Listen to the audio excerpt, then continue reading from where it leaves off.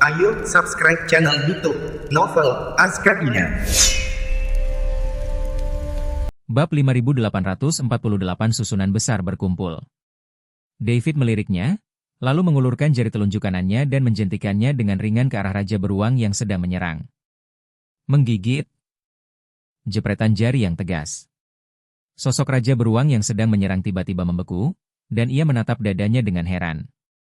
Di sana, sebuah lubang seukuran ibu jari muncul entah dari mana.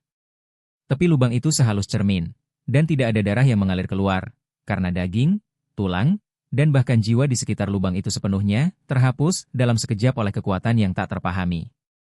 Berdebar. Bangkai beruang yang besar itu jatuh ke tanah, menimbulkan kepulan debu dingin. Binatang buas yang tersisa akhirnya merasakan ketakutan naluriah mereka, dan mulai merintih serta mundur, hancur berkeping-keping. Namun, diagram Tai Chi es dan api telah menyebar, menyelimuti mereka semua. Sesaat kemudian, es dan api itu menghilang. Ketenangan kembali menyelimuti cekungan tersebut. Lebih dari 300 serigala jiwa es dan 8 beruang raksasa es mistik, termasuk raja mereka, semuanya lenyap tanpa jejak, tidak meninggalkan satupun sisa, seolah-olah mereka tidak pernah ada. Hanya kawah-kawah di permukaan es, yang meleleh karena api lalu dengan cepat membeku kembali, dan aura panas dan dingin yang menyeramkan yang masih terasa di udara, yang menjadi saksi pembantaian singkat namun mengerikan yang baru saja terjadi. David menurunkan tangannya, wajahnya sedikit pucat. Memanipulasi dua hukum yang sangat bertentangan secara bersamaan untuk membentuk gerakan pembunuhan berskala besar seperti itu membutuhkan konsumsi yang cukup besar, bahkan dengan kultivasi dewa surgawi yang dimilikinya saat ini dan cakupan kekuatan dewa kekacauan. Namun, hasil tersebut jelas memuaskannya. Raja Iblis Awan Merah dan Ling Xuang benar-benar terdiam. Apa yang baru saja terjadi berada di luar pemahaman mereka tentang kekuasaan. Diagram Tai Chi es dan api itu benar-benar seperti karya seorang dewa abadi yang legendaris. Istirahatlah selama setengah jam, lalu lanjutkan perjalananmu. David duduk bersila, mengeluarkan pil untuk memulihkan kekuatan abadinya, menelannya, dan menutup matanya untuk mengatur pernapasannya. Raja Iblis Awan Merah dan Ling Xuang segera melindunginya, dengan waspada mengamati sekeliling mereka. Namun setelah menyaksikan pemandangan dahsyat itu, sepertinya tidak ada makhluk hidup yang berani mendekati lembah ini untuk beberapa waktu. Setengah jam kemudian, David pulih sepenuhnya, dan mereka bertiga pun berangkat lagi. Semakin dekat Anda ke jantung hamparan es, semakin sering dan intens serangan yang Anda hadapi. Setelah mengalahkan gelombang keempat pencegat yang terdiri dari 30 prajurit Protoss, sebuah area yang sangat tidak biasa muncul di depan. Itu adalah hamparan es berbentuk lingkaran dengan diameter lebih dari 500 mil. Permukaan esnya sehalus cermin, memantulkan langit kelabu. Namun, selaput cahaya tampak berwarna biru pucat menyelimuti area ini. Rune ilahi yang rumit mengalir di sepanjang selaput tersebut, memancarkan kekuatan pembatas ruang yang sangat kuat. Ini adalah zona larangan terbang dan zona tumpang tindih gravitasi. Ekspresi Ling Xuang tampak serius. Aku bisa merasakan bahwa udara di area ini dipenuhi dengan turbulensi spasial yang kacau dan medan gravitasi yang lebih dari 100 kali lebih kuat dari biasanya. Memaksa menerobos tidak hanya akan sangat mengurangi kecepatan kita, tetapi kita juga mungkin akan tercabik-cabik oleh turbulensi spasial. Kita hanya bisa menyeberang dengan berjalan kaki. Raja Iblis Awan Merah mencoba merasakannya, dan benar saja, aliran kekuatan abadi di dalam tubuhnya menjadi jauh lebih lambat, seolah-olah dia sedang membawa gunung besar di punggungnya. David mendongak menatap membran cahaya biru pucat itu, pupil matanya yang keemasan dan tegak berkedip sedikit. Dalam visinya, membran cahaya bukanlah penghalang sederhana, melainkan jaringan kompleks dari rune ilahi kecil yang tak terhitung jumlahnya yang saling terjalin, terhubung ke urat bumi jauh di dalam dataran es di bawahnya, terus-menerus memanfaatkan udara dingin dataran es dan kekuatan urat bumi untuk mempertahankan operasinya. Kompleksitas dan tingkat energinya jauh melebihi formasi yang pernah ditemui sebelumnya. Ini seharusnya menjadi bagian dari penghalang pertahanan skala besar yang dibangun oleh klan Dewa Dunia Bawah Utara, yang meliputi jalur utama menuju area inti. Perjalanan menyeberang dengan berjalan kaki ini persis seperti yang mereka inginkan, analisis David. Benar saja, begitu ketiganya memasuki zona larangan terbang, 3 formasi militer yang rapi muncul tanpa suara di hamparan es di depan. Setiap unit pasukan terdiri dari 50 prajurit, sehingga totalnya menjadi 150 prajurit Protoss. Mereka semua mengenakan baju zirah berat berwarna biru es standar dan memegang tombak kristal es yang seragam. Aura mereka tegas dan niat membunuh mereka melambung tinggi ke langit. Ini jelas bukan patroli atau penyergapan sebelumnya, melainkan pasukan reguler Protoss yang sebenarnya. Ketiga formasi militer tersebut disusun dalam bentuk pin. Aura mereka saling terkait, secara samar membentuk formasi pertempuran yang lebih besar. Di barisan terdepan formasi pasukan berdiri dua jenderal ilahi yang perkasa. Jenderal ilahi di sebelah kiri memegang perisai kristal es raksasa, auranya seteguh gunung, dan dia adalah dewa abadi tingkat 6. Jenderal ilahi di sebelah kanan memegang dua tombak es, sosoknya lincah, dan dia berada di puncak peringkat ke-6 alam dewa abadi. Jenderal pusat itu tidak memiliki senjata, tetapi auranya sangat menakutkan, mencapai peringkat ke-7 dari alam dewa abadi. Kilatan cahaya biru es muncul di antara saat matanya terbuka dan tertutup, dengan jelas menunjukkan bahwa dialah komandan sejati pasukan sekutu ini. Dengan kekuatan dan skala seperti ini, kemungkinan besar sekte ini melampaui semua sekte di surga ke-10. Mereka menerobos masuk ke wilayah terlarang para dewa, menerobos 7 pertahanan klan kami, dan membunuh lebih dari 100 prajurit kami. Dewa utama berbicara, suaranya sedingin dan setajam es yang bergesekan. Dosa-dosamu tak terhitung jumlahnya. Hari ini, aku akan menggunakan darahmu untuk memberi penghormatan kepada jiwa-jiwa heroik rasku dan mengembalikan keagungan ras ilahi. Bentuk formasi pembantaian abadi es gelap utara. Atas perintahnya, 150 prajurit ilahi meraung serempak. Suara mereka bergema di seluruh negeri. Ledakan. Ketiga formasi militer itu secara bersamaan memancarkan cahaya biru es yang menjulang tinggi, yang kemudian menyatu dan bergabung di udara, berubah menjadi bayangan susunan besar yang meliputi radius beberapa mil. Di dalam gambar ilusi tersebut, bentuk Suanu, kura-kura hitam, samar-samar terlihat melingkar, memancarkan aura pembantaian yang mengerikan. Setelah formasi selesai, suhu di seluruh zona larangan terbang kembali anjlok, dan medan gravitasi melonjak hingga hampir 200 kali nilai normalnya. Banyak sekali gumpalan es tajam yang memadat di udara, seperti pedang yang tergantung di atas kepala, siap jatuh kapan saja. Yang lebih menakutkan lagi adalah formasi tersebut secara sempurna menggabungkan kekuatan 150 orang, membentuk satu kesatuan yang utuh. Serangan apapun yang mengenai formasi tersebut akan didistribusikan secara merata di antara semua orang yang membentuknya, sehingga sangat sulit untuk ditembus. Serangan yang dilancarkan oleh formasi itu sendiri setara dengan serangan gabungan dari 150 orang, kekuatannya sangat menakutkan. Ini mulai terlihat menarik. Secercah keseriusan akhirnya terpancar di mata David. Kemampuan klan Dewa Dunia Bawah Utara untuk mendominasi dataran es abadi menunjukkan kekuatan mereka yang luar biasa. Namun dia tidak takut, sebaliknya, dia sangat ingin mencoba. Bab 5849 Jenderal Ilahi Ketiga. Ling Xuang, senior, mundurlah dan lindungi diri kalian. Aku akan menghancurkan formasi ini. David perlahan menghunus pedang pembunuh naganya. Pedang itu sederhana dan tanpa hiasan, tetapi begitu dihunus, niat pedang tajam yang memutus sebab dan akibat serta menghancurkan semua hukum melesat ke langit, bahkan sedikit mengurangi niat membunuh yang terpancar dari formasi pembantaian abadi es gelap utara. Pupil mata jenderal di tengah sedikit menyempit, dia merasakan keistimewaan pedang itu. Membunuh. Namun, ia memiliki keyakinan mutlak pada formasi pertempurannya dan mengeluarkan perintah penyerangan tanpa ragu-ragu. Kura-kura hitam menindas dunia, membekukan dunia. Suanu dalam bayangan formasi itu meraung ke langit dan memancarkan seberkas cahaya biru es dengan diameter lebih dari 10 zang. Kemanapun berkas cahaya itu lewat, ruang tersebut membeku menjadi jalur kristal es yang padat, membawa kekuatan mengerikan untuk membekukan dan menghancurkan segalanya, langsung menuju David. Kekuatan serangan ini telah mencapai tingkat peringkat ke-8 dari alam dewa abadi. David tidak menghindar atau mengelak, tetapi menggenggam pedangnya dengan kedua tangan dan memegangnya tegak di depannya. Dia memejamkan matanya, pikirannya menyatu dengan pedang pembunuh naga.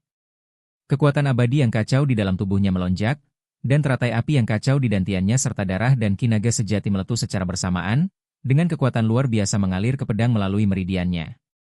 Pedang pembunuh naga mengeluarkan dengungan yang menggembirakan, dan pola sisik naga yang halus muncul di bilahnya. Sebuah niat pedang kuno, luas, dan menakutkan yang mampu memusnahkan segalanya mulai mengembun. David tiba-tiba membuka matanya, dan cahaya keemasan memancar dari matanya seolah-olah itu nyata. Teknik pedang pembunuh naga, bentuk ketiga, membelah langit.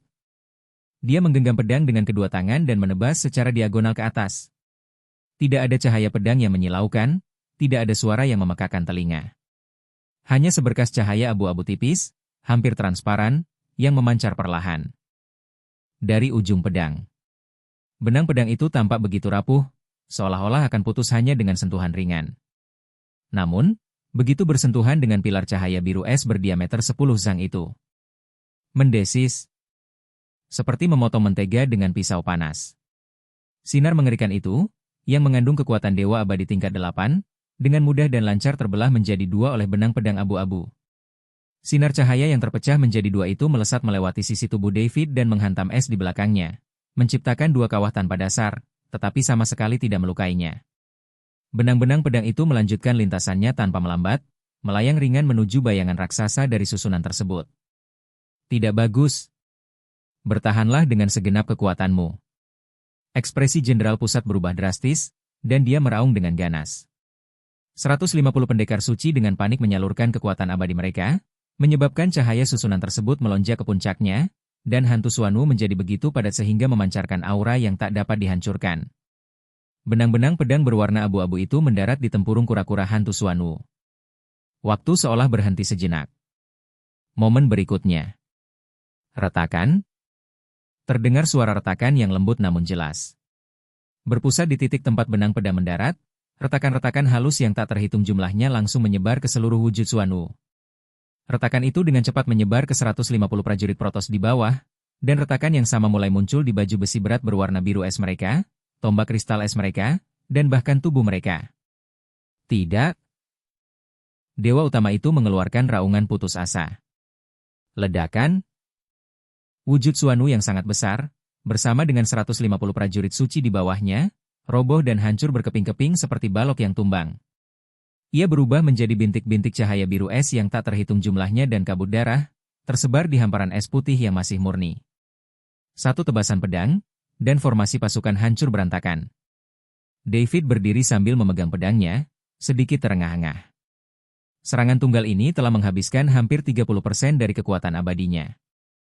Namun efeknya sangat menakjubkan. Zona larangan terbang, setelah kehilangan petugas pengawasnya, mulai berfluktuasi dengan hebat.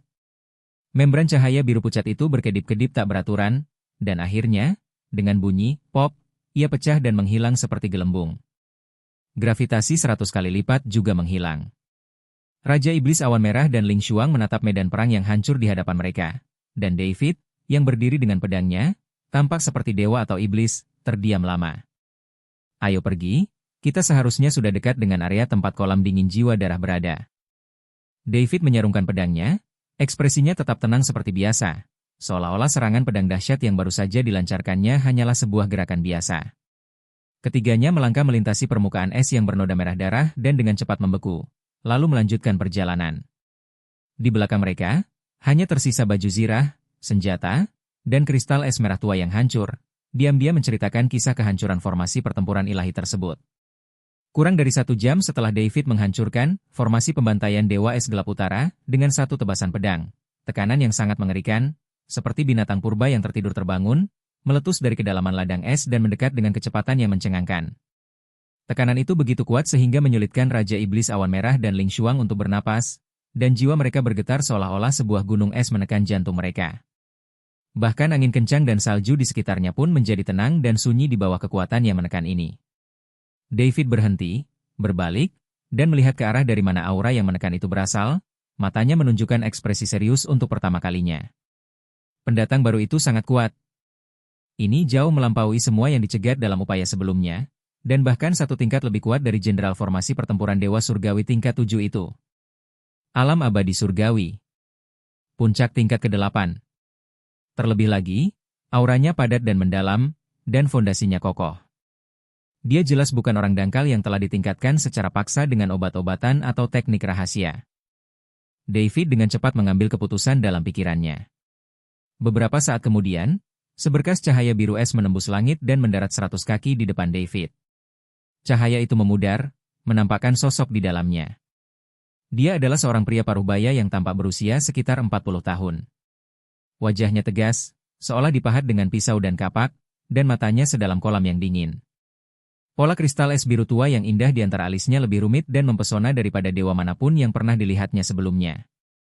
Dia mengenakan jubah biru es sederhana tanpa baju zirah, tetapi hawa dingin yang terpancar darinya menyebabkan ruang di sekitarnya sedikit terdistorsi. Di tangannya, Ia memegang pedang panjang kuno yang sangat jernih dan tampak seolah-olah diukir dari kristal es. Pedang itu tidak memiliki mata pisau, tetapi memancarkan hawa dingin yang sangat menusuk hingga membuat jiwa pun terasa sakit. Aku Han Yu, Jenderal Ilahi ketiga dari Istana Dunia Bawah Utara. Pria parubaya itu berbicara. Suaranya tidak keras, tetapi jelas terdengar oleh semua orang, mengandung nada meremehkan. Jadi, kaulah yang menerobos pertahanan sukuku dan membunuh ratusan tentara sukuku? Tatapannya tertuju pada David, mengamatinya dengan saksama sebelum menunjukkan sedikit keterkejutan. Dewa abadi tingkat 1? Tidak. Auramu sangat aneh, kacau dan tidak jelas, dengan sedikit penampakan kekuatan naga. Aku belum pernah melihat teknik kultivasi yang kau praktikkan sebelumnya. David dengan tenang membalas tatapannya, minggir. Aku hanya ingin mengambil obat untuk menyelamatkan orang dan tidak ingin melakukan pembunuhan lagi. Bab 5849 Jenderal Ilahi ketiga. Ling Xuang, senior, mundurlah dan lindungi diri kalian. Aku akan menghancurkan formasi ini. David perlahan menghunus pedang pembunuh naganya. Pedang itu sederhana dan tanpa hiasan, tetapi begitu dihunus, niat pedang tajam yang memutus sebab dan akibat serta menghancurkan semua hukum melesat ke langit, bahkan sedikit mengurangi niat membunuh yang terpancar dari formasi pembantaian abadi es gelap utara. Pupil mata jenderal di tengah sedikit menyempit, dia merasakan keistimewaan pedang itu. Membunuh. Namun, ia memiliki keyakinan mutlak pada formasi pertempurannya dan mengeluarkan perintah penyerangan tanpa ragu-ragu. Kura-kura hitam menindas dunia, membekukan dunia. Xuanu dalam bayangan formasi itu meraung ke langit dan memancarkan seberkas cahaya biru es dengan diameter lebih dari 10 zang. Kemanapun berkas cahaya itu lewat, ruang tersebut membeku menjadi jalur kristal es yang padat, membawa kekuatan mengerikan untuk membekukan dan menghancurkan segalanya, langsung menuju David. Kekuatan serangan ini telah mencapai tingkat peringkat ke-8 dari alam dewa abadi. David tidak menghindar atau mengelak, tetapi menggenggam pedangnya dengan kedua tangan dan memegangnya tegak di depannya. Dia memejamkan matanya, pikirannya menyatu dengan pedang pembunuh naga. Kekuatan abadi yang kacau di dalam tubuhnya melonjak, dan teratai api yang kacau di dantiannya serta darah dan kinaga sejati meletus secara bersamaan, dengan kekuatan luar biasa mengalir ke pedang melalui meridiannya. Pedang pembunuh naga mengeluarkan dengungan yang menggembirakan, dan pola sisik naga yang halus muncul di bilahnya. Sebuah niat pedang kuno, luas, dan menakutkan yang mampu memusnahkan segalanya mulai mengembun. David tiba-tiba membuka matanya, dan cahaya keemasan memancar dari matanya seolah-olah itu nyata. Teknik pedang pembunuh naga, bentuk ketiga, membelah langit. Dia menggenggam pedang dengan kedua tangan dan menebas secara diagonal ke atas.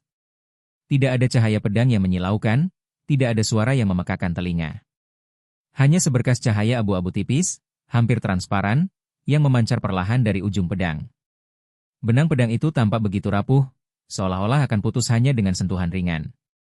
Namun, begitu bersentuhan dengan pilar cahaya biru es berdiameter 10 zang itu, mendesis, seperti memotong mentega dengan pisau panas. Sinar mengerikan itu, yang mengandung kekuatan dewa abadi tingkat 8, dengan mudah dan lancar terbelah menjadi dua oleh benang pedang abu-abu. Sinar cahaya yang terpecah menjadi dua itu melesat melewati sisi tubuh David dan menghantam es di belakangnya, menciptakan dua kawah tanpa dasar, tetapi sama sekali tidak melukainya. Benang-benang pedang itu melanjutkan lintasannya tanpa melambat, melayang ringan menuju bayangan raksasa dari susunan tersebut. Tidak bagus. Bertahanlah dengan segenap kekuatanmu. Ekspresi Jenderal Pusat berubah drastis, dan dia meraung dengan ganas. 150 pendekar suci dengan panik menyalurkan kekuatan abadi mereka, menyebabkan cahaya susunan tersebut melonjak ke puncaknya, dan hantu Xuanu menjadi begitu padat sehingga memancarkan aura yang tak dapat dihancurkan. Benang-benang pedang berwarna abu-abu itu mendarat di tempurung kura-kura hantu Xuanu. Waktu seolah berhenti sejenak. Momen berikutnya. Retakan. Terdengar suara retakan yang lembut namun jelas. Berpusat di titik tempat benang pedang mendarat, retakan-retakan halus yang tak terhitung jumlahnya langsung menyebar ke seluruh wujud Xuanu. Retakan itu dengan cepat menyebar ke 150 prajurit Protoss di bawah, dan retakan yang sama mulai muncul di baju besi berat berwarna biru es mereka, tombak kristal es mereka, dan bahkan tubuh mereka. Tidak. Dewa utama itu mengeluarkan raungan putus asa. Ledakan. Wujud Xuanu yang sangat besar, bersama dengan 150 prajurit suci di bawahnya, roboh dan hancur berkeping-keping seperti balok yang tumbang. Ia berubah menjadi bintik-bintik.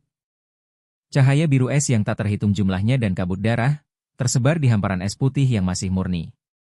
Satu tebasan pedang, dan formasi pasukan hancur berantakan. David berdiri sambil memegang pedangnya, sedikit terengah-engah. Serangan tunggal ini telah menghabiskan hampir 30% dari kekuatan abadinya. Namun efeknya sangat menakjubkan. Zona larangan terbang, setelah kehilangan petugas pengawasnya, mulai berfluktuasi dengan hebat. Membran cahaya biru pucat itu berkedip-kedip tak beraturan, dan akhirnya, dengan bunyi, pop, ia pecah dan menghilang seperti gelembung. Gravitasi 100 kali lipat juga menghilang. Raja Iblis Awan Merah dan Ling Xuang menatap medan perang yang hancur di hadapan mereka, dan David, yang berdiri dengan pedangnya, tampak seperti dewa atau iblis, terdiam lama.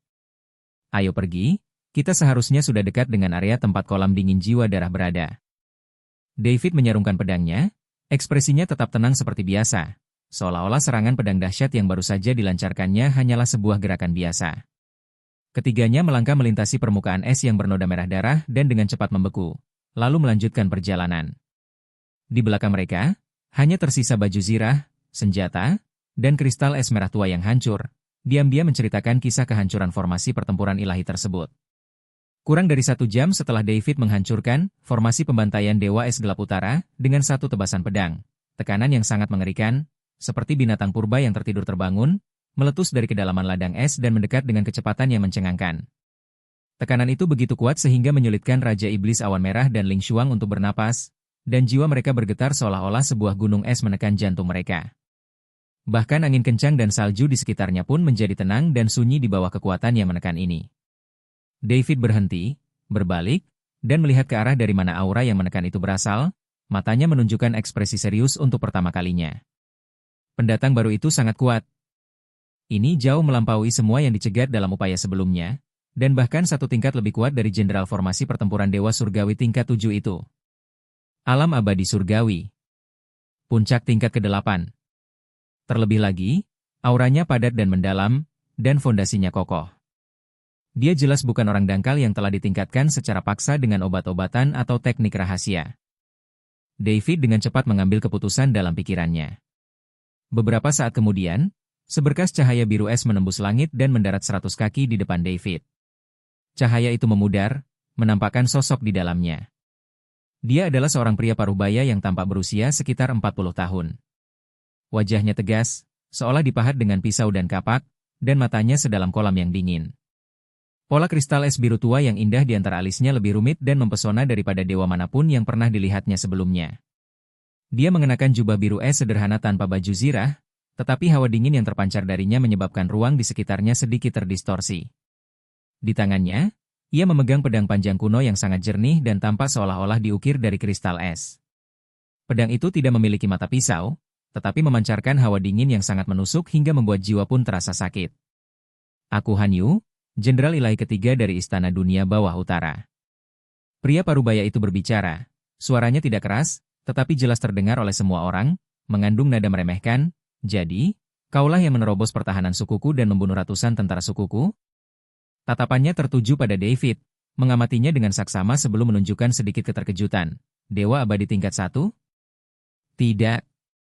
Auramu sangat aneh, kacau dan tidak jelas, dengan sedikit penampakan kekuatan naga. Aku belum pernah melihat teknik kultivasi yang kau praktikkan sebelumnya. David dengan tenang membalas tatapannya, minggir. Aku hanya ingin mengambil obat untuk menyelamatkan orang dan tidak ingin melakukan pembunuhan lagi. Bab 5849 Jenderal Ilahi ketiga. Ling Xuang, senior, mundurlah dan lindungi diri kalian. Aku akan menghancurkan formasi ini. David perlahan menghunus pedang pembunuh naganya. Pedang itu sederhana dan tanpa hiasan, tetapi begitu dihunus, niat pedang tajam yang memutus sebab dan akibat serta menghancurkan semua hukum melesat ke langit, bahkan sedikit mengurangi niat membunuh yang terpancar dari formasi pembantaian abadi es gelap utara. Pupil mata jenderal di tengah sedikit menyempit, dia merasakan keistimewaan pedang itu. Membunuh. Namun, ia memiliki keyakinan mutlak pada formasi pertempurannya dan mengeluarkan perintah penyerangan tanpa ragu-ragu. Kura-kura hitam menindas dunia, membekukan dunia. Suanu dalam bayangan formasi itu meraung ke langit dan memancarkan seberkas cahaya biru es dengan diameter lebih dari 10 zang. Kemanapun berkas. Cahaya itu lewat, Ruang tersebut membeku menjadi jalur kristal es yang padat, membawa kekuatan mengerikan untuk membekukan dan menghancurkan segalanya. Langsung menuju David. Kekuatan serangan ini telah mencapai tingkat peringkat ke-8 dari alam Dewa Abadi. David tidak menghindar atau mengelak, tetapi menggenggam pedangnya dengan kedua tangan dan memegangnya tegak di depannya. Dia memejamkan matanya, pikirannya menyatu dengan pedang pembunuh naga. Kekuatan abadi yang kacau di dalam tubuhnya melonjak, dan teratai api yang kacau di dantiannya serta darah dan ki naga sejati meletus secara bersamaan, dengan kekuatan luar biasa mengalir ke pedang melalui meridiannya. Pedang pembunuh naga mengeluarkan dengungan yang menggembirakan, dan pola sisik naga yang halus muncul di bilahnya. Sebuah niat pedang kuno, luas, dan menakutkan yang mampu memusnahkan segalanya mulai mengembun. David tiba-tiba membuka matanya, dan cahaya keemasan memancar dari matanya seolah-olah itu nyata. Teknik pedang pembunuh naga, bentuk ketiga, membelah langit. Dia menggenggam pedang dengan kedua tangan dan menebas secara diagonal ke atas. Tidak ada cahaya pedang yang menyilaukan, tidak ada suara yang memekakan telinga. Hanya seberkas cahaya abu-abu tipis, hampir transparan, yang memancar perlahan dari ujung pedang. Benang pedang itu tampak begitu rapuh, seolah-olah akan putus hanya dengan sentuhan ringan. Namun, begitu bersentuhan dengan pilar cahaya biru es berdiameter 10 zang itu, mendesis, seperti memotong mentega dengan pisau panas. Sinar mengerikan itu, yang mengandung kekuatan dewa abadi tingkat 8, dengan mudah dan lancar terbelah menjadi dua oleh benang pedang abu-abu. Sinar cahaya yang terpecah menjadi dua itu melesat melewati sisi tubuh David dan menghantam es di belakangnya, menciptakan dua kawah tanpa dasar, tetapi sama sekali tidak melukainya. Benang-benang pedang itu melanjutkan lintasannya tanpa melambat, melayang ringan menuju bayangan raksasa dari susunan tersebut. Tidak bagus. Bertahanlah dengan segenap kekuatanmu. Ekspresi Jenderal Pusat berubah drastis, dan dia meraung dengan ganas. 150 pendekar suci dengan panik menyalurkan kekuatan abadi mereka, menyebabkan cahaya susunan tersebut melonjak ke puncaknya, dan hantu Suanu menjadi begitu padat sehingga memancarkan aura yang tak dapat dihancurkan.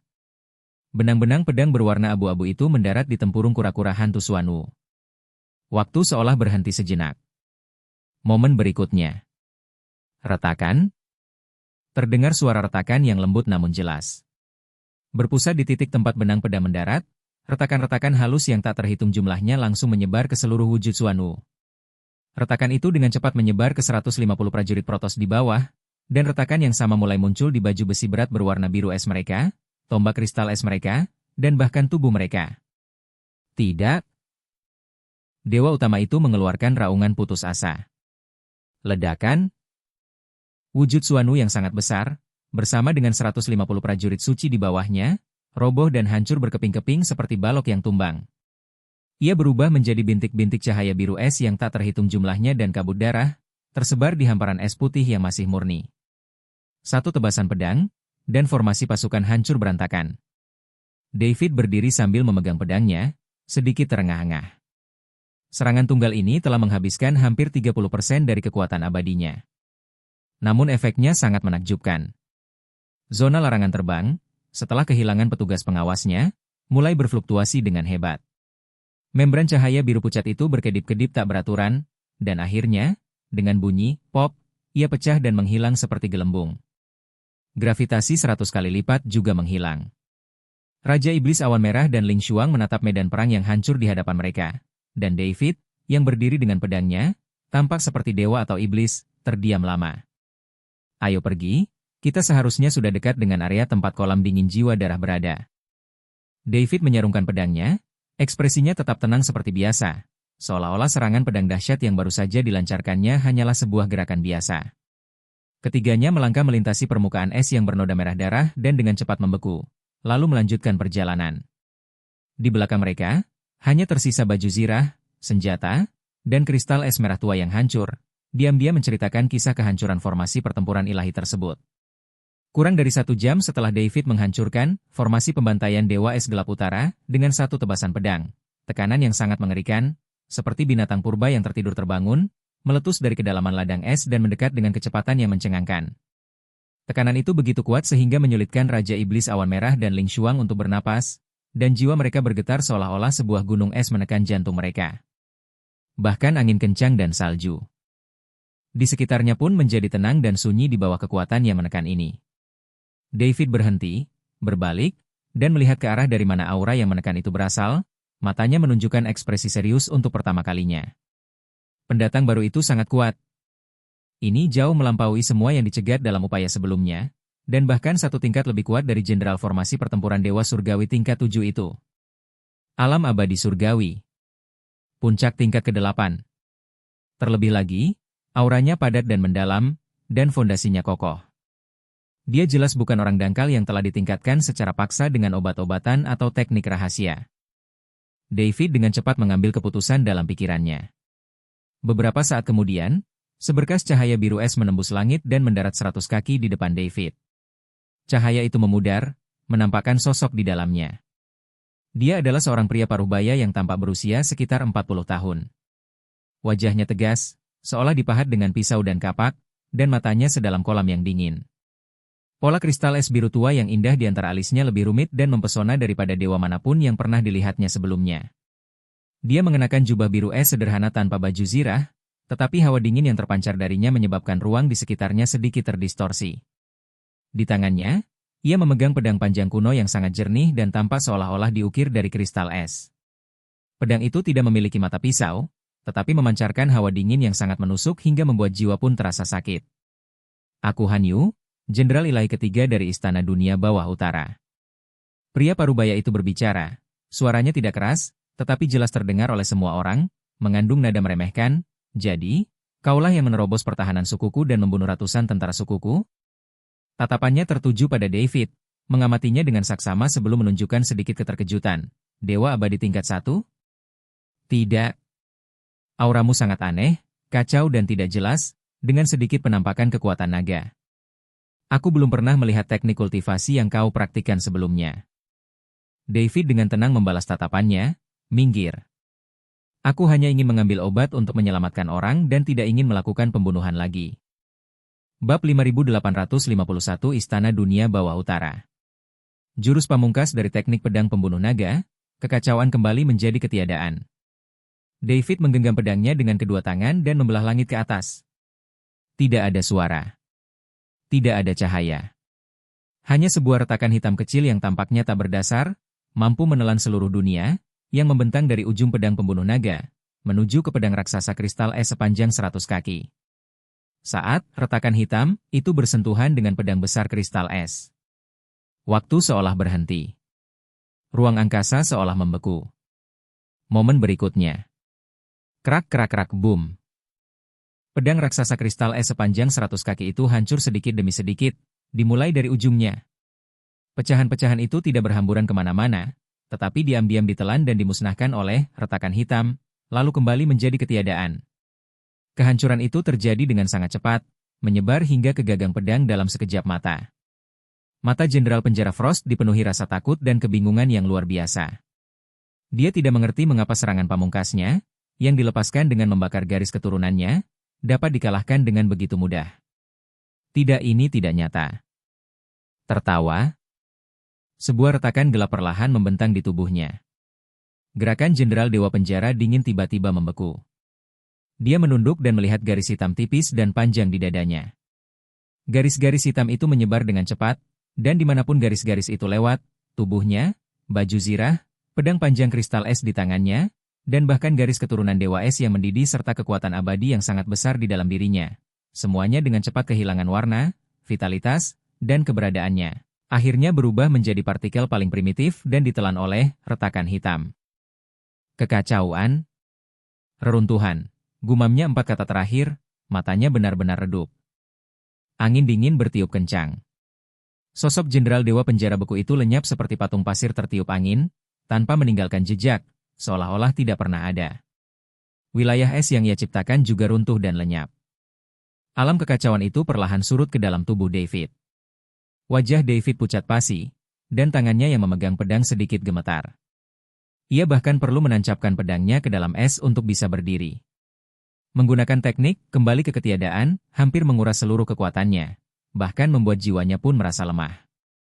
Namun pada akhirnya dia menang. Dengan kultivasinya yang mencapai puncak peringkat pertama alam Dewa Abadi, dia melampaui 7 alam kecil dan langsung membunuh Jenderal Ilahi ketiga dari klan Dewa Dunia Bawah Utara, yang berada di puncak peringkat ke-8 alam Dewa Abadi dan telah menyentuh Ambang batas peringkat ke-9. Adegan ini terpatri dalam benak Raja Iblis Awan Merah dan Ling Xuang, dan tidak akan pernah terlupakan.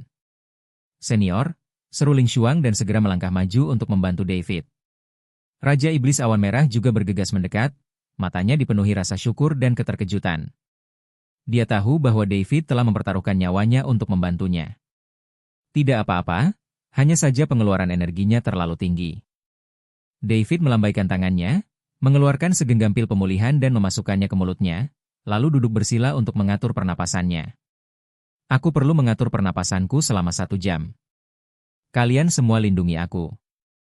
Ya? Raja Iblis Awan Merah dan Ling Xuang segera mengapitnya, sangat waspada. 1 jam kemudian, energi David telah pulih hingga hampir mencapai level sebelumnya. Meskipun belum mencapai puncak kekuatannya, ia kini mampu bertarung. Dia berdiri dan memandang lebih jauh ke hamparan es, di mana 3 puncak es menjulang tinggi, tersusun dalam bentuk segitiga, sudah terlihat di kejauhan. Kolam dingin jiwa darah ada di sana. Dan Istana Dunia Bawah Utara seharusnya tidak jauh. Ketiganya terus maju, langkah mereka mantap. Setelah mengalami serangkaian pertempuran berdarah, terutama pertarungan terakhir dengan Jenderal Dewa Penjara Es, aura mereka benar-benar berbeda. Itu adalah semacam ketajaman dan kepercayaan diri yang berasal dari pengalaman selamat dari pertempuran yang tak terhitung jumlahnya dan mampu membunuh siapapun yang menghalangi jalannya. Angin dingin di padang es abadi sepertinya berubah arah karena mereka. Upaya penyusupan klan dunia bawah utara tidak berhenti dengan jatuhnya Jenderal Dewa Penjara Dingin. Sebaliknya, upaya itu menjadi semakin panik dan putus asa. Namun di hadapan David, yang telah memulihkan sebagian besar kekuatannya, upaya-upaya untuk menghentikannya itu seperti belalang sembah yang mencoba menghentikan kereta kuda, dan dengan mudah dihancurkan. Akhirnya, saat matahari terbenam mewarnai dataran es dengan rona yang menyayat hati, mereka tiba di cekungan yang dikelilingi oleh 3 puncak es berbentuk segitiga, di mana mereka melihat kolam dingin jiwa darah berwarna merah gelap dan teratai darah jiwa es berusia 1000 tahun yang tumbuh di sampingnya. Mereka juga melihat susunan pelindung terlarang yang menyelimuti seluruh lembah itu, cahayanya mengalir dan berkilauan. Dan di balik formasi besar itu, jauh di dalam dataran es, terbentang Istana Dunia Bawah Utara yang megah, luar biasa, dan mengesankan, yang memancarkan keagungan tanpa batas dan niat membunuh. Tantangan sesungguhnya baru saja dimulai. Tatapan David telah melewati kolam es dan formasi besar itu, dan tertuju pada bagian terdalam Istana Kristal Es. Di sana, tidak hanya ada cara untuk menghancurkan formasi terlarang, tetapi mungkin juga ada rahasia dewa lainnya. David terlalu sedikit mengetahui tentang Protos. Istana Dunia Bawah Utara. David bergumam sendiri, dan pedang pembunuh naga berdesis pelan di dalam sarungnya, seolah menanggapi semangat bertarung tuannya. Aku akan datang. Bab 5851 Istana Dunia Bawah Utara. Jurus pamungkas dari teknik pedang pembunuh naga, kekacauan kembali menjadi ketiadaan. David menggenggam pedangnya dengan kedua tangan dan membelah langit ke atas. Tidak ada suara. Tidak ada cahaya. Hanya sebuah retakan hitam kecil yang tampaknya tak berdasar, mampu menelan seluruh dunia, yang membentang dari ujung pedang pembunuh naga, menuju ke pedang raksasa kristal es sepanjang 100 kaki. Saat retakan hitam itu bersentuhan dengan pedang besar kristal es, waktu seolah berhenti. Ruang angkasa seolah membeku. Momen berikutnya. Krak-krak-krak boom. Pedang raksasa kristal es sepanjang 100 kaki itu hancur sedikit demi sedikit, dimulai dari ujungnya. Pecahan-pecahan itu tidak berhamburan kemana-mana, tetapi diam-diam ditelan dan dimusnahkan oleh retakan hitam, lalu kembali menjadi ketiadaan. Kehancuran itu terjadi dengan sangat cepat, menyebar hingga ke gagang pedang dalam sekejap mata. Mata Jenderal Penjara Frost dipenuhi rasa takut dan kebingungan yang luar biasa. Dia tidak mengerti mengapa serangan pamungkasnya, yang dilepaskan dengan membakar garis keturunannya, dapat dikalahkan dengan begitu mudah. Tidak, ini tidak nyata. Tertawa. Sebuah retakan gelap perlahan membentang di tubuhnya. Gerakan Jenderal Dewa Penjara Dingin tiba-tiba membeku. Dia menunduk dan melihat garis hitam tipis dan panjang di dadanya. Garis-garis hitam itu menyebar dengan cepat, dan dimanapun garis-garis itu lewat, tubuhnya, baju zirah, pedang panjang kristal es di tangannya, dan bahkan garis keturunan Dewa Es yang mendidih serta kekuatan abadi yang sangat besar di dalam dirinya. Semuanya dengan cepat kehilangan warna, vitalitas, dan keberadaannya. Akhirnya berubah menjadi partikel paling primitif dan ditelan oleh retakan hitam. Kekacauan. Reruntuhan. Gumamnya 4 kata terakhir, matanya benar-benar redup. Angin dingin bertiup kencang. Sosok Jenderal Dewa Penjara Beku itu lenyap seperti patung pasir tertiup angin, tanpa meninggalkan jejak, seolah-olah tidak pernah ada. Wilayah es yang ia ciptakan juga runtuh dan lenyap. Alam kekacauan itu perlahan surut ke dalam tubuh David. Wajah David pucat pasi, dan tangannya yang memegang pedang sedikit gemetar. Ia bahkan perlu menancapkan pedangnya ke dalam es untuk bisa berdiri. Menggunakan teknik kembali ke ketiadaan, hampir menguras seluruh kekuatannya, bahkan membuat jiwanya pun merasa lemah. Namun pada akhirnya dia menang. Dengan kultivasinya yang mencapai puncak peringkat pertama alam Dewa Abadi, dia melampaui 7 alam kecil dan langsung membunuh Jenderal Ilahi ketiga dari klan Dewa Dunia Bawah Utara, yang berada di puncak peringkat ke-8 alam Dewa Abadi dan telah menyentuh ambang batas peringkat ke-9. Adegan ini terpatri dalam benak Raja Iblis Awan Merah dan Ling Xuang, dan tidak akan pernah terlupakan.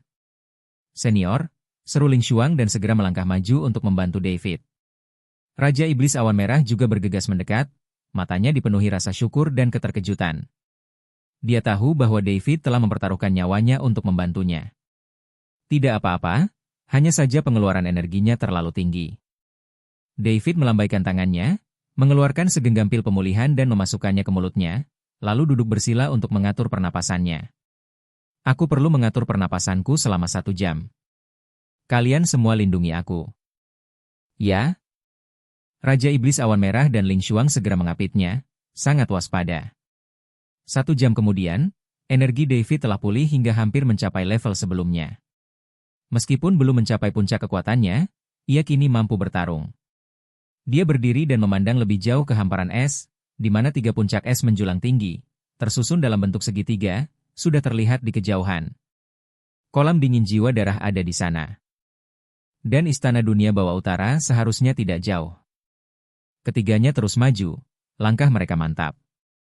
Setelah mengalami serangkaian pertempuran berdarah, terutama pertarungan terakhir dengan Jenderal Dewa Penjara Es, aura mereka benar-benar berbeda. Itu adalah semacam ketajaman dan kepercayaan diri yang berasal dari pengalaman selamat dari pertempuran yang tak terhitung jumlahnya dan mampu membunuh siapapun yang menghalangi jalannya. Angin dingin di padang es abadi sepertinya berubah arah karena mereka. Upaya penyusupan klan Dunia Bawah Utara tidak berhenti dengan jatuhnya Jenderal Dewa Penjara Dingin. Sebaliknya, upaya itu menjadi semakin panik dan putus asa. Namun di hadapan David, yang telah memulihkan sebagian besar kekuatannya, upaya-upaya untuk menghentikannya itu seperti belalang sembah yang mencoba menghentikan kereta kuda, dan dengan mudah dihancurkan.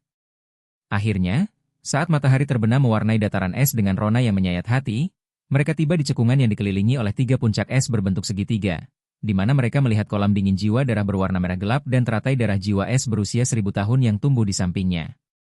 Mereka juga melihat susunan pelindung terlarang yang menyelimuti seluruh lembah itu, cahayanya mengalir dan berkilauan.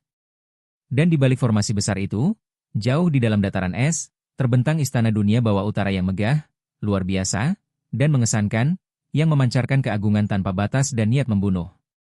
Tantangan sesungguhnya baru saja dimulai. Tatapan David telah melewati kolam es dan formasi besar itu, dan tertuju pada bagian terdalam Istana Kristal Es. Di sana, tidak hanya ada cara untuk menghancurkan formasi terlarang, tetapi mungkin juga ada rahasia dewa lainnya. David terlalu sedikit mengetahui tentang Protos. Istana Dunia Bawah Utara. David bergumam sendiri, dan pedang pembunuh naga berdesis pelan di dalam sarungnya, seolah menanggapi semangat bertarung tuannya. Aku akan datang. Bab 5852 berani untuk tidak bersikap arogan. Ketika David dan kedua temannya akhirnya tiba di lembah yang dikelilingi oleh 3 puncak es yang menjulang tinggi, malam telah menyelimuti dataran es abadi dengan tenang. Tidak ada bintang di langit, hanya aurora borealis, seperti sungai yang mengalir dan berwarna-warni, menari dengan tenang di cakrawala yang gelap, menerangi seluruh hamparan es dengan cahaya yang aneh dan surrealis. Di tengah cekungan itu, kolam dingin jiwa darah, yang diameternya tidak lebih dari 10 kaki, berkilauan dengan cahaya merah gelap yang menyeramkan di bawah aurora. Airnya tenang dan diam, namun memancarkan aura yang mengerikan dan bau darah yang membuat jiwa seseorang gemetar. Teratai darah jiwa es berusia 1000 tahun di tepi kolam bergoyang perlahan diterpa angin dingin. 9 daun teratainya sebening kristal seperti rubi, dan kuncup bunganya di tengah berwarna merah darah, seolah-olah akan mekar kapan saja. Namun, susunan pelindung terlarang yang menyelimuti seluruh lembah itu berdiri seperti jurang yang tak dapat dilewati di jalannya. Rune-rune ilahi kuno. dan rumit mengalir di layar cahaya biru es, dan di ujung rantai biru es yang tergantung dari layar, hantu-hantu buas dari binatang es muncul dan menghilang, memancarkan tekanan yang mengerikan. Yang lebih membekas di hati adalah apa yang tersembunyi di balik formasi besar itu. Lebih dalam dari ketiga puncak es tersebut, sebuah kompleks istana kristal es yang megah, tak terlukiskan, berdiri dengan tenang di tengah malam dan aurora. Istana Dunia Bawah Utara. Ini bukanlah sebuah istana tunggal, melainkan gugusan bangunan kristal es yang berkelanjutan. Aula utama memiliki ketinggian ribuan kaki dan seluruhnya diukir dari es hitam berusia 10.000 tahun dan giok dingin dari inti bumi. Aula ini sangat jernih dan memantulkan warna-warna aurora yang menakjubkan, namun tetap mempertahankan keagungan suci yang dingin dan hikmat.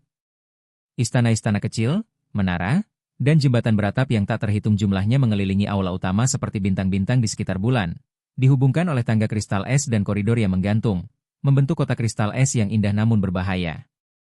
Di dalam kota, tampak samar-samar cahaya biru es, dan aura kuat seolah terpancar dari dalamnya. Seluruh kompleks istana memancarkan aura kuno, ketenangan, dan kekudusan, seperti dewa es dan salju yang sedang tertidur. Kita akhirnya sampai. Raja Iblis Awan Merah menatap teratai darah yang begitu dekat, matanya dipenuhi kerinduan dan kecemasan. Dengan barisan pelindung di depan dan istana dunia bawah utara di belakang, perjalanan untuk mendapatkan obat tersebut tetaplah sulit. Ling Xuang menggenggam pedang panjangnya erat-erat dan berbisik, "Senior, formasi besar itu. Kita harus menemukan solusi terlebih dahulu." Tatapan David melintasi kolam es dan formasi besar itu, lalu tertuju pada istana dunia bawah utara yang berada di kejauhan. Solusinya pasti ada di dalam istana. Setelah beristirahat sejenak, ketiganya menuju istana dunia bawah utara. Semakin dekat Anda, semakin Anda dapat merasakan keagungan dan suasana mencekam dari kota kristal es ini. Tidak ada tembok kota yang mengelilingi istana. Sebagai gantinya, terdapat lingkaran pagar kristal es setinggi ratusan kaki dan setajam pisau, diukir dengan rune ilahi pertahanan, memancarkan rasa penolakan yang dingin. Satu-satunya pintu masuk adalah sebuah lengkungan kristal es yang menjulang tinggi, setinggi 50 kaki. Di kedua sisi gapura berdiri patung es setinggi 10 zhang yang menggambarkan seorang dewa, memegang tombak es dan menatap ke depan. Meskipun tak bernyawa, patung-patung itu memberikan ilusi bahwa mereka bisa hidup kapan saja. Ketika David dan kedua temannya masih berjarak 100 kaki dari gapura, dua sosok perlahan berjalan keluar dari dalam gapura. Kedua pendatang baru itu memiliki tinggi dan perawakan yang berbeda, yang satu tinggi dan yang satu pendek, yang satu kuat dan yang lainnya kurus, namun keduanya memancarkan aura yang sangat menakutkan. Pria di sebelah kiri tingginya 9 kaki, berbadan tegap dan kekar, dengan wajah kasar seolah dipahat dari batu, janggut lebat, dan sepasang mata besar yang cerah. Ia bertelanjang dada, memperlihatkan tubuhnya yang kekar, penuh bekas luka, dan berwarna perunggu.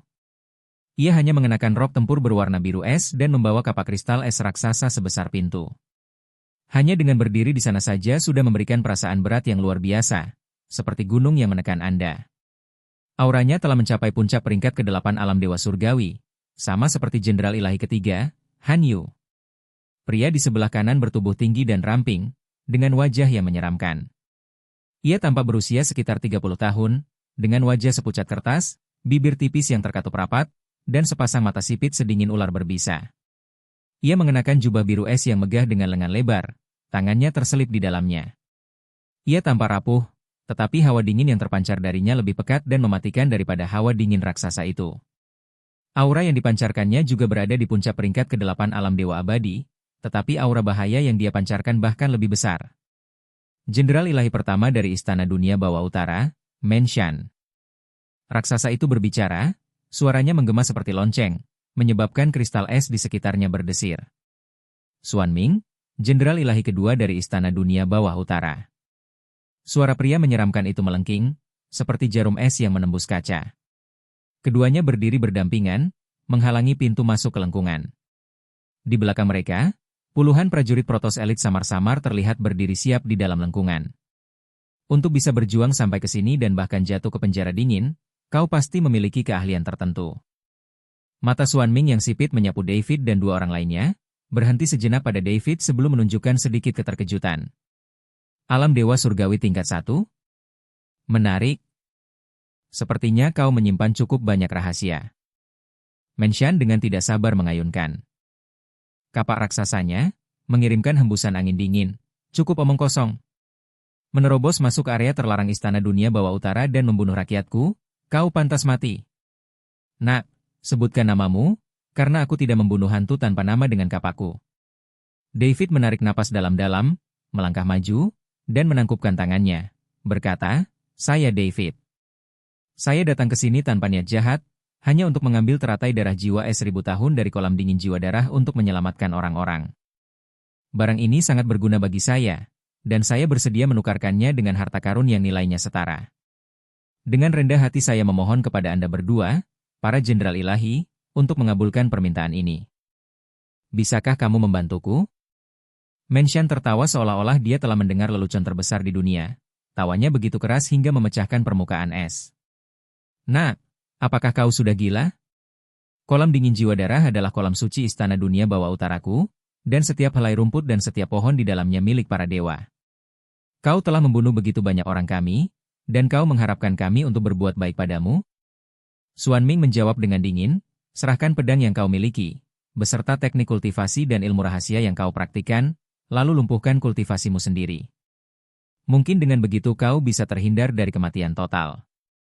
Adapun 2 orang di belakangmu, jiwa laki-laki itu telah diambil dan dimurnikan, dan perempuan itu dijadikan hamba. Inilah akibat dari melanggar wilayah ilahi. Kesombongan dan kebencian dalam kata-katanya tidak disembunyikan. Wajah David menjadi gelap. Dia tahu bahwa negosiasi sudah tidak mungkin lagi, tetapi pihak lawan terdiri dari 2 dewa abadi tingkat 8 puncak, yang kekuatannya jauh melampaui musuh-musuh yang pernah dia temui sebelumnya. Dia percaya diri, tetapi tidak sombong.